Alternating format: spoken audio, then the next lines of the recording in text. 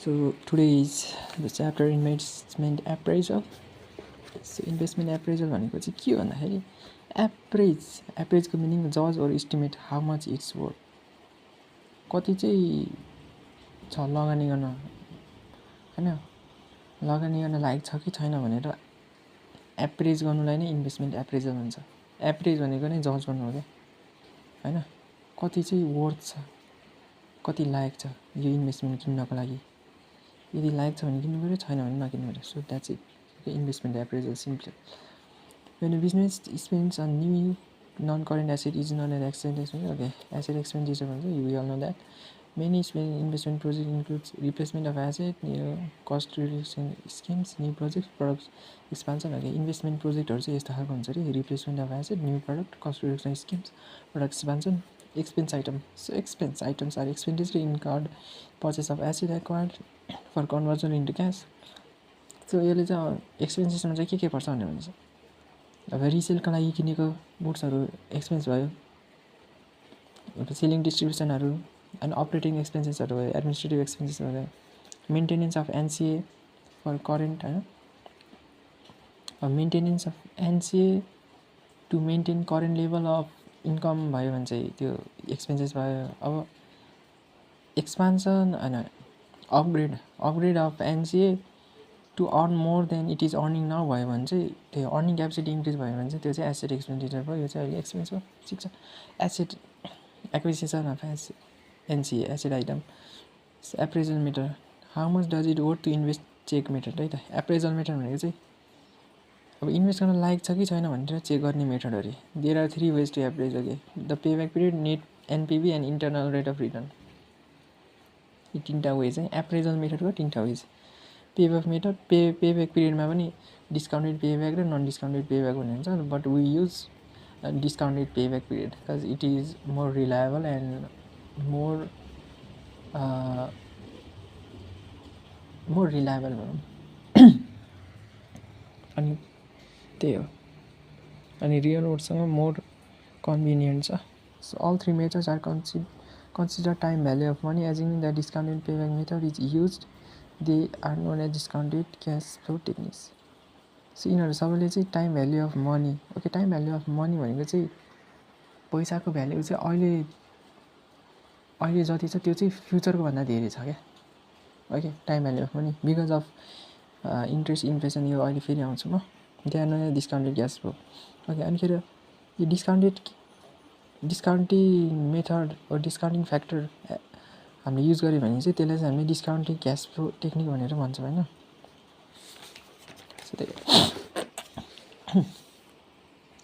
So asset expenditure budgeting process. An asset expenditure is a program of asset expenditure covering several years, includes authorized future projects and future. Okay, asset expenditure भनेको चाहिँ यो हो है त, यति हो। अब एसेट एक्सपेन्डिचर गर्नुभन्दा अगाडि एउटा स्टेज हुन्छ क्या, जस्तै कि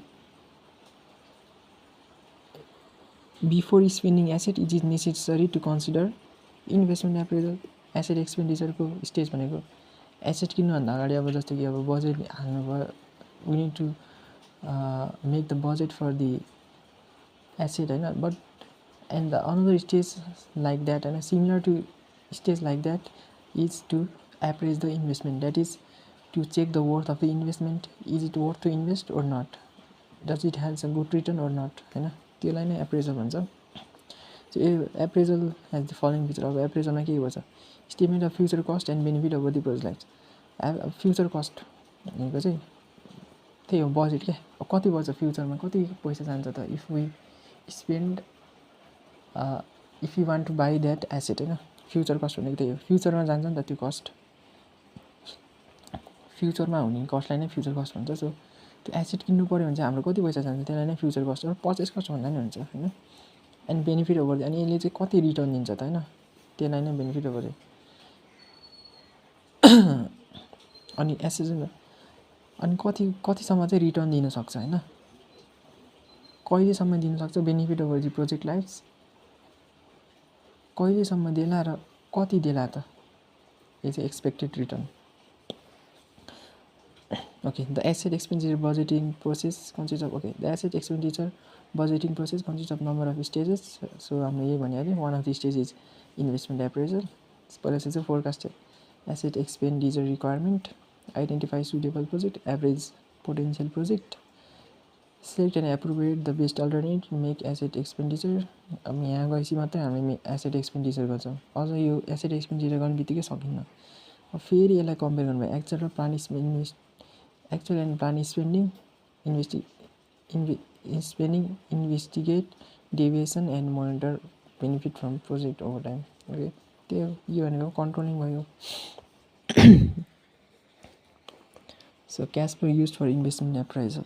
Investment appraisal, it is more appropriate. Okay, investment appraisal चाहिँ के भन्छ भन्दाखेरि चाहिँ future cash flow is more relevant rather than accounting profit, because accounting profit is not equal to cash flow. Yeah, हैन, because we may sell, but we may sell that in credit and there may not be cash, but there may be profit, हैन.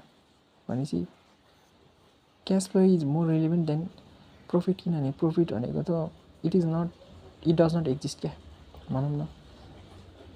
profit भनेको it is just not actual क्या.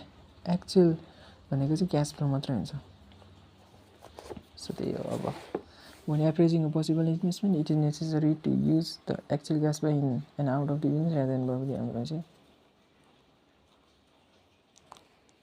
So cash flow मा relevant terminology भनेको चाहिँ future cost and revenues, हैन, future cost and revenues, cash flow, actual cash flow, coming or cash inflow or cash outflow भइगयो हैन. अनि incremental cost or and revenue, changing cost as a result of direct decision of a non relevant cost terms.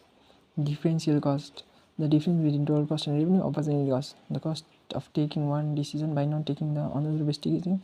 Avoidable cost, that cost can be avoided if that does not exist. Relevant cost terminology, non रिलेभेन्टमा चाहिँ sunk cost, historical cost भयो, committed cost भनेको त्यो चाहिँ हुनैपर्छ कि फ्युचरमा. जस्तै कि फिक्स कस्ट अहिले नै हामीले 15,000 रुपिस फिक्स कस्टमा इन्भेस्ट गरिरहेको छौँ भने फ्युचरमा पनि त्यही हुन्छ. So that is fix cost. Non cash flow means depreciation, होइन. अब अरू पनि हुन्छ. सो क्यास फ्लो एक्चुअलमा क्यास फ्लो चाहिँ होइन, but due to accounting convention we record it as cash flow, but it is not actual cash flow. So त्यही हो. अब यो carry amount of non current receivables छ रिलिभेन्ट कस्ट. अब यो भने टाइम गइसक्यो टन्नै. ठिकै छ. 160K to be spend. म यो बुकबाट हेरेर बुझ्छु, किनभने बुकमा अलि राम्रो रहेछ.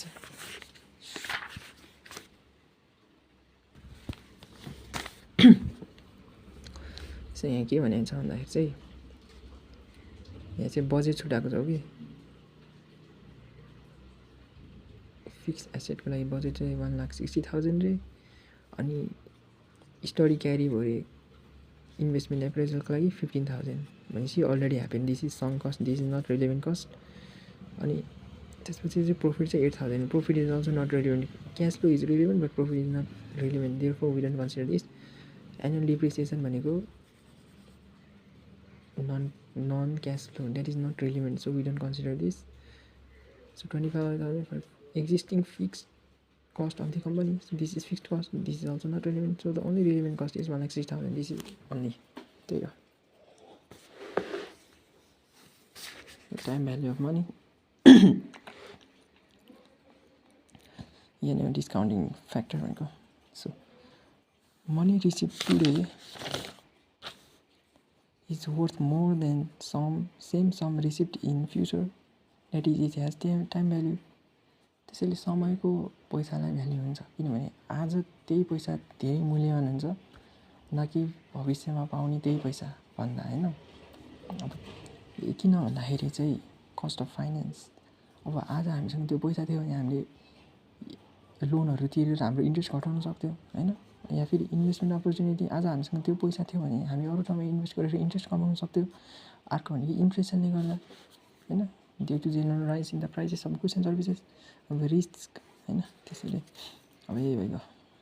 अब यो सबै फ्याक्टरलाई चाहिँ के भन्छ भन्दाखेरि इन्ट्रेस्ट भनेर बुझिन्छ दियो all the four factors above combine to express the time value of money as interest rate भनेर बुझिन्छ यो सबैलाई okay different form of interest simple compound nominal and effective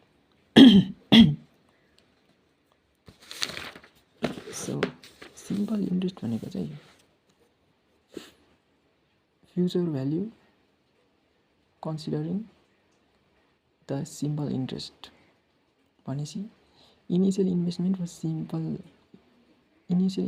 plus simple interest is equal to future value त्यही हो V equal x plus x times n times r times n simple इन्ट्रेस्टको formula V भनेको future value x भनेको initial investment r भनेको interest rate n भनेको number of period so अब nominal interest भन्ने चाहिँ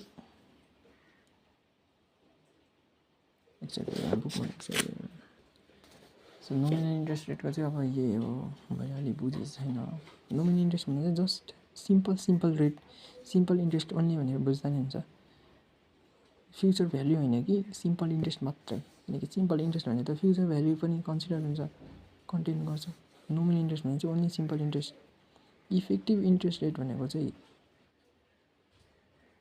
सिम्पल इन्ट्रेस्ट प्लस सिम्पल इन्ट्रेस्टमा receive हुने इन्ट्रेस्ट ओके त्यो भनेको चाहिँ इफेक्टिभ इन्ट्रेस्ट रेट हो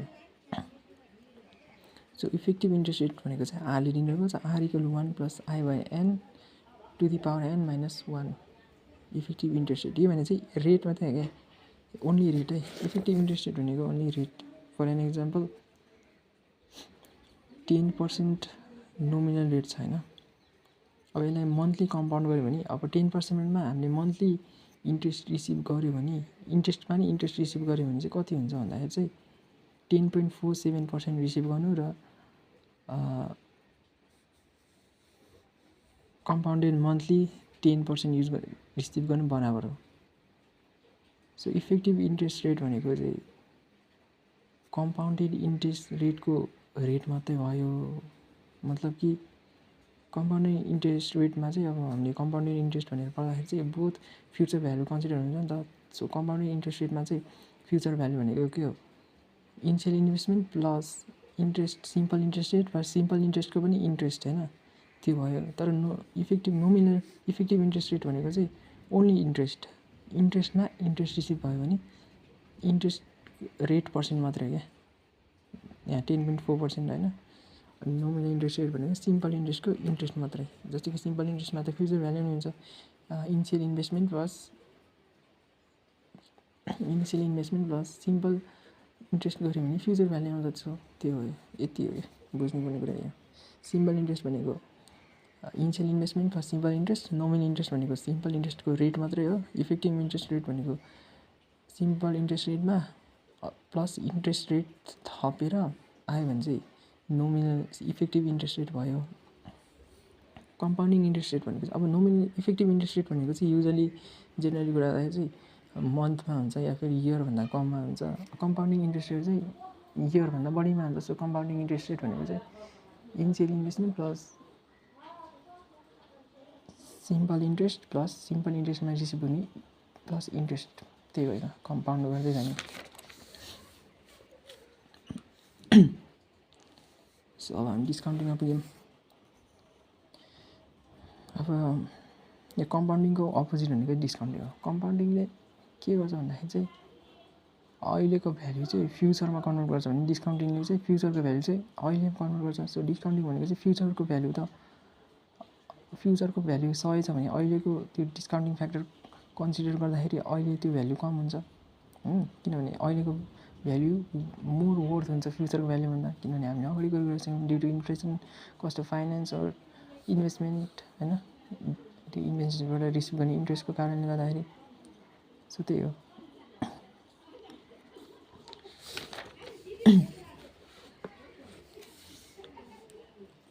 so formula for discounting so present value होइन फ्युचर भ्याल्यु र प्रेजेन्ट भ्याल्यु मिलाउनु पऱ्यो भने चाहिँ future value times discounting factor discounting फ्याक्टरको formula 1 plus r to the power minus n 1 plus r to the power minus n और हामीले अगाडि बुकबाट डाइरेक्ट हेर्न सक्छौँ प्रेजेन्ट भ्याल्युको टेबलबाट। सो यही हो, अब यो मल्टिप्लाई गर्ने यति हो, यो भयो होइन। Cost of capital. So in the above, we refer to the rate of interest. There are number of alternative terms. Cost of capital पनि भन्छ, डिस्काउन्ट रेट पनि भन्छ, रिक्वायर्ड रिटर्न पनि भन्छ होइन। पेब्याक पिरियड भनेको चाहिँ हामीले इन्भेस्टमेन्ट गऱ्यो, अब त्यो इन्भेस्टमेन्ट रिटर्न हुनलाई चाहिँ कति टाइम लाग्छ त, त्यसलाई नै पेब्याक पिरियड भन्छ। सो पेब्याक पिरियडमा चाहिँ अब फर्स्ट अफ अल चाहिँ हामीले बेसिक जान्दाखेरि चाहिँ वी डोन्ट कन्सिडर डिस्काउन्टिङ फ्याक्टर, अनि के अरे अर्को भनेको चाहिँ पेब्याक कन्सिडरिङ डिस्काउन्टिङ फ्याक्टर हुन्छ। सो अब जुनमा चाहिँ सर्टेस्ट पेब्याक पिरियड छ त्यसलाई नै हामीले कन्सिडर गर्छौँ। पेब्याक पिरियड भनेको initial investment divided by cash flow, annual cash flow होइन। सो फर एक्जाम्पल हामी चाहिँ 2 मिलियन 20 लाख रुपियाँ लगाउँदैछौँ, वर्षको 5 लाख कमाउँछौँ भनेपछि कति टाइममा चाहिँ हाम्रो रिकभर हुन्छ त, 20 लाख डिभाइड बाइ 5, 4 वर्षमा हाम्रो रिकभर हुन्छ। त्यही हो।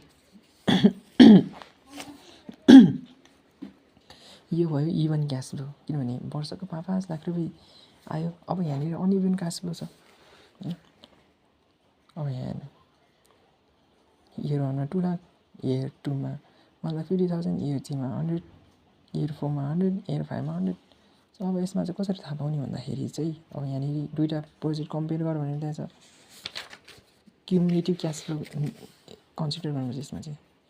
इयर 0मा 4,50,000 माइनस क्यास फ्लो, अनि यो हामीले क्युमुलेटिभ क्यास फ्लो। इयर 0 भनेको हामीले इन्भेस्टमेन्ट गरेको 4,50,000, इयर 1मा कति आयो 2 लाख रुपियाँ कमायो भनेपछि अब कति बाँकी भयो 2,50,000 कमाउनु बाँकी भयो। इयर 2मा 1,50,000 कमायो भनेपछि अब कति बाँकी भयो 2,50,000मा 1,50,000 कमाएपछि 1 लाख रुपियाँ बाँकी भयो। इयर 3मा 1 लाख कमायो भनेपछि अब 0 बाँकी भयो होइन। यसरी थाहा हुन्छ भनेपछि कति टाइम लाग्यो टोटल 3 इयर्स। सिमिलरली अब यहाँ कुरा गर्दाखेरि चाहिँ प्रोजेक्ट बीमा चाहिँ इयर 0मा 1 लाख रुपियाँ लगायो, यहाँनिर नि माइनस 1 लाख नै छ। इयर 1मा 50,000 कमायो, अब यहाँ तिर्न बाँकी 50,000। इयर 2मा 40,000 कमायो, यहाँ तिर्न बाँकी 10,000। इयर 3मा 30,000 कमायो, यहाँ तिर्न बाँकी 30,000 कमायो। यहाँ बढी कति भयो 20,000 रुपियाँ भयो भनेपछि इयर 3मा 30,000 कमायो, तर हामीले जम्मा कमाउनु पर्ने कति थियो 10,000 कमाउनु पर्ने थियो भनेपछि 20,000 रुपियाँ बढी भयो। भनेपछि इयर 2 त पुरै लाग्यो होइन। इयर 3मा 10,000 मात्रै कमाउनु पर्ने थियो नि त। सो भनेपछि इयर 3मा हामीले 30,000 रुपियाँ कमायो, 30,000 इक्वल टु 12 होइन। 30,000 इक्वल टु 12 भनेपछि 30,000 डिभाइड बाई 12 गऱ्यो भने 1 महिना कमाउँछ नि त। 30,000 डिभाइड बाई 12 गऱ्यो भने 1 महिनाको 2,500 आउँछ। सो 10,000 कमाउनलाई कति लाग्दो रहेछ भनेर थाहा पाउनु पऱ्यो भने 10 डिभाइड बाई 2.5। यदि 30,000 भनेको 30,000 कमाउन 12 महिना लाग्छ भने 1 महिनामा कति कमाउँदो रहेछ 2500। भनेपछि 10,000 कमाउन कति टाइम लाग्दो रहेछ त भनेर कुरा गर्दाखेरि 10,000 divide by 2.5 that is 4 month. त्यसैले यहाँ चाहिँ कति लाग्ने भयो 3 years 4 month, 2 years 4 month, 2 years 4 month. Year 2मा हामीले 10,000 तिर्न बाँकी थियो, तर इयर 3मा हामीले 30,000 कमायो, द्याट मिन्स 20,000 बढी भयो, 10,000 मात्रै कमाइ पुग्ने थियो त्यसैले। ओके, सो यही हो। अब यसमा नै हामीले डिस्काउन्टेड पेब्याक, अब हामीले यसमा time value of money consider गर्छौँ, that is interest rate basically भन्दाखेरि होइन, cost of finance or return के थियो त्यस्तै होइन। सो डिस्काउन्टिङ फ्याक्टर चाहिँ हामीले 10% दिएको छ, कस्ट अफ क्यापिटल होइन, या फिर डिस्काउन्टिङ फ्याक्टर या फिर इन्ट्रेस्ट रेट 10%।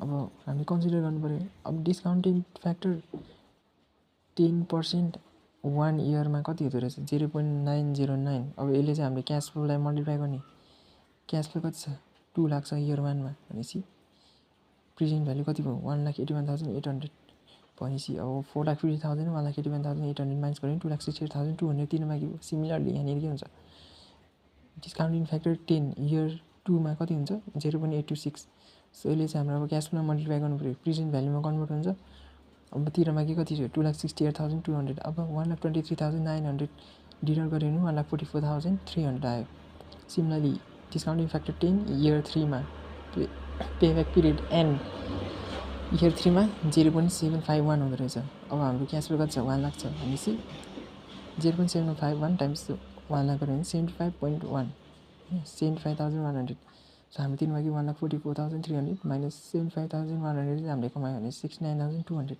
सिमिलरली यहाँनिर डिस्काउन्ट फ्याक्टर 10 यो गऱ्यो 68,300 आयो प्रेजेन्ट भ्याल्यु अब 69,200 माइनस गऱ्यो भने 900 रुपियाँ बाँकी भयो अब यहाँनिर 1,20,000 कमाएको छ डिस्काउन्टिङ फ्याक्टर 10% इयर 5 यो अगाडिको प्रेजेन्ट भ्याल्यु टेबलबाट हेऱ्यो भने 74,520 अब तिनमा कि 900 900 माइनस गर्दा 73,600 त्यति हो इजी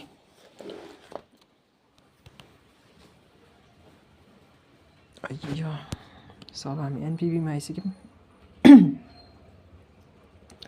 एनपिबीले चाहिँ के भन्छ भन्दाखेरि represent the net benefit or loss in present value for investment opportunity त्यही हो बेनिफिट भयो कि लस भयो भनेर एनपिबीले हेर्छ प्रेजेन्ट भ्याल्युमा ओके अब यहाँनिर देखाएको छ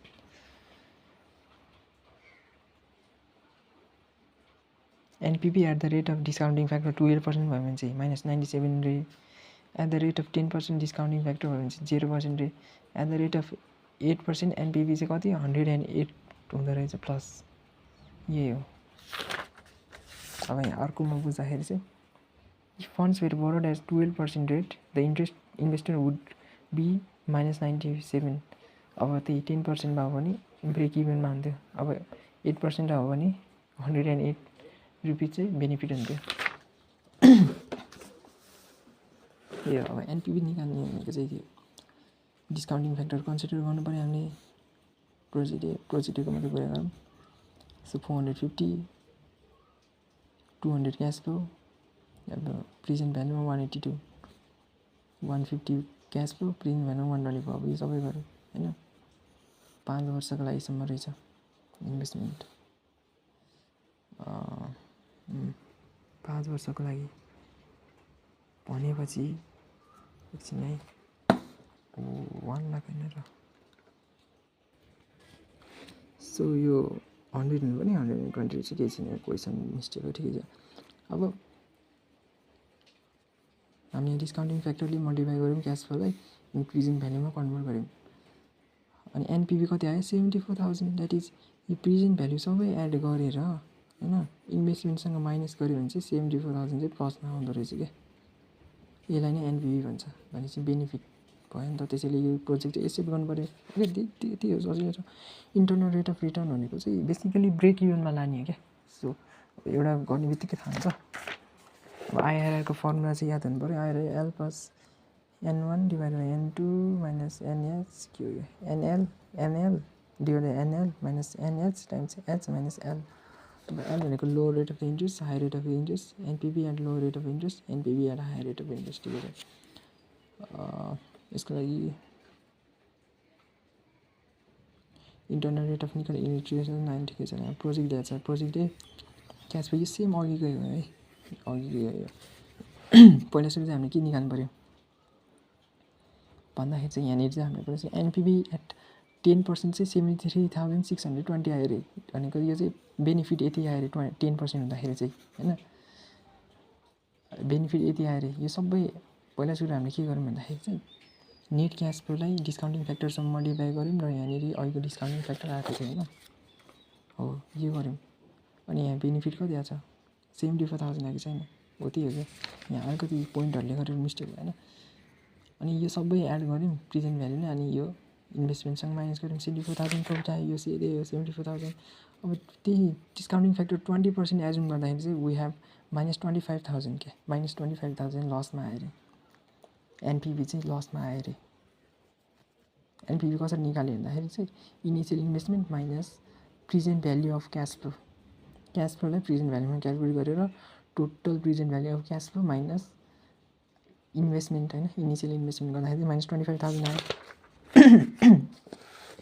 सो अब IRR low rate of interest 10% थियो, एनपिभी एट लोवरमा कति थियो 75,000 आयो, low rate of interest, NPV at low rate of interest 75,000, NPV at high rate of interest -25,000 times higher rate of interest minus lower interest, higher rate of interest 20%, lower rate of interest 10%, so 17.5%. So IRR 17.5% भनेको चाहिँ rate of interest 17.5% भयो भने चाहिँ अब त्यसमा चाहिँ brake even हुन्छ अरे क्या, जेरो हुन्छ अरे क्या, लाइक 450,000 रुपिस नै अर्न गर्छ अरे क्या 17.5% इन्ट्रेस्ट हुँदाखेरि चाहिँ। ओके, सो अब यहाँ मेन बुझ्नुपर्ने चाहिँ यो हो।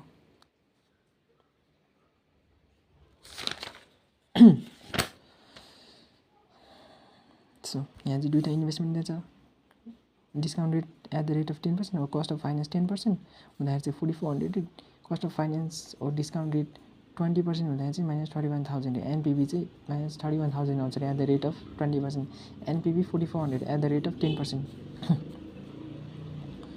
So the IRR will be closer to 10% than 20%। IRR चाहिँ 10% हुँदा 20%मा नजिक हुन्छ किनभने 4400 is closer to zero rather then -31,000, किनभने +31,000 गर्नुपर्छ नि त होइन जेरोमा पुग्न त।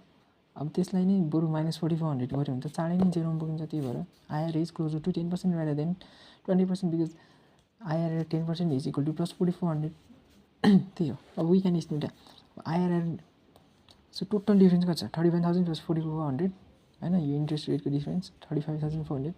अब देयर इज 10% को डिफ्रेन्स छ बिट्विन डिस्काउन्ट रेट होइन, 10% डिस्काउन्ट रेट 20% डिस्काउन्ट रेट दिएको छ, त्यसैले डिफ्रेन्स कतिको छ डिस्काउन्ट रेटमा भन्दाखेरि 10% को छ। सो अब 1% बराबर कति हो भनेर थाहा पाउनको लागि 31,000 + 4400 डिभाइड बाई 10 गऱ्यो भने चाहिँ 3540 को डिफ्रेन्स आयो क्या। 1% बराबर कति हो भनेर थाहा पाउनको लागि यदि 10% को डिफ्रेन्स 35,400 हो भने 1% को डिफ्रेन्स 3540 हो। सिम्पल होइन। प्रोजेक्ट ब्रेक इभन हुनको लागि चाहिँ 4400 चाहिँ रिक्वायर्ड छ होइन। भनेपछि यसलाई पर्सेन्टेजमा चाहिँ कति हो भन्दाखेरि चाहिँ 4400 डिभाइड बाई 3540, यदि 3540 भनेको 1% हो भने 4400 भनेको कति हो 1.24% हो। सो प्रोजेक्ट ब्रेक इभन हुनलाई चाहिँ 1.24% को चाहिँ बढी इन्ट्रेस्ट चाहियो। बढी इन्ट्रेस्ट भनेपछि 10% हुँदाखेरि चाहिँ 4400 आइरहेको थियो।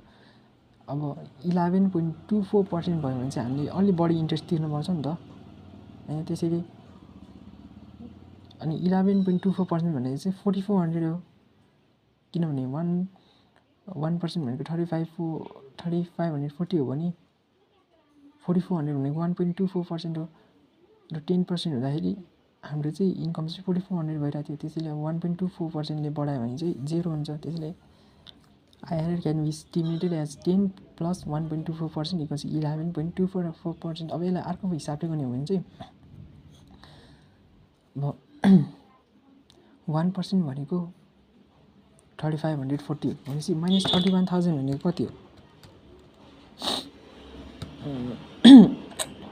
3540 डिभाइड गर्ने 8.75 और 8.76 -8.76% भनेको चाहिँ 31,000 हो। त्यसैले 20 - 8.76 गऱ्यो भने चाहिँ 11.24% आउँछ ब्रेक इभन। किनभने हामीले त माइनस इन्ट्रेस्ट धेरै भएर हामी इन्ट्रेस्ट धेरै तिरेर अन्त 20% इन्ट्रेस्ट हुँदाखेरि हामीले 31,000 तिरिरहेछौँ भने अब अफकोर्स त्योभन्दा थोरै इन्ट्रेस्ट रेट कम भयो भने चाहिँ हामीले थोरै तिर्छौँ। त्यसैले 8.76%ले कम तिर्यो भने चाहिँ ठ्याक्कै हामी चाहिँ ब्रेक इभनमा पुग्दो रहेछौँ। त्यसैले 20 - 8.76 गऱ्यो भने चाहिँ हामी ब्रेक इभनमा पुग्छौँ। या फिर 10 मा चाहिँ हामीले 4400 प्लसमा गेन गरिरहेको थियौँ नि त। त्यसैले 10 मा प्लस 1.24% इन्ट्रेस्ट एड गऱ्यो भने चाहिँ हामी चाहिँ ठ्याक्कै ब्रेक इभनमा पुग्छौँ। किनभने 1.24 भनेको पर्सेन्ट भनेको $4400 भएको होइन।